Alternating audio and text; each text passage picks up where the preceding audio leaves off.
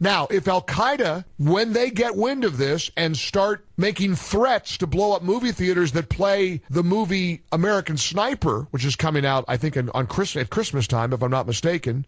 This is the movie about Chris Kyle. Al-Qaeda could threaten to start blowing up movie theaters, and I guess we're not supposed to play movies that put American snipers in a good light and put Al-Qaeda in a bad light. And here's the feeding frenzy that I maintain is perpetuated by the defenders of the internet. The internet's a great tool, but a lot of people believe in an anything goes mindset. Anything should be allowed to be online, they think. The way the argument goes, nothing can be restricted. There can be no parameters. So here's what's going on. This hackers group is releasing all of this damning information from these emails. Social media and the new media and all these gossip sites and Gawker and TMZ, they're all putting all of it out there online. Some people are trying to say, wait a minute, don't publish this stuff. Don't give it credibility. It's stolen material. You can't publish this. Well, that's the nature of the internet. Anything goes. Anything short of that is censorship. You see, with old media,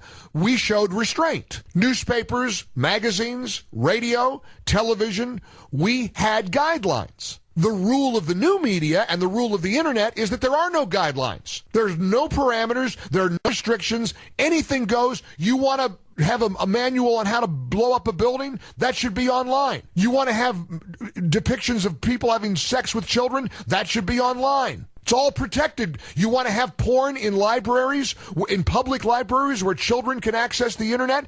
Anything goes. You can't put filters on those computers. Say the defenders of the internet. These defenders, incidentally, I maintain, are a bit fanatical. They have no common sense. They have no reasonable expectation that there should be some acts of restraint. If none of these gossip sites were publishing all this leaked information that was found in these emails, there wouldn't be much of a story. So we're perpetuating the problem. Now we've got a very real issue on our hands. Now we've got bad guys threatening this country with violence, and we're feeding into it because we're wallowing in the gossip and the juicy details of how one movie executive doesn't like Angelina Jolie and thinks she's a spoiled brat, and another one thinks it's funny to make fun of a black president's movie-going habits, and, all this stuff. It's just all being leaked, and it's being lapped up by the lap dogs of the new media who want to beat the other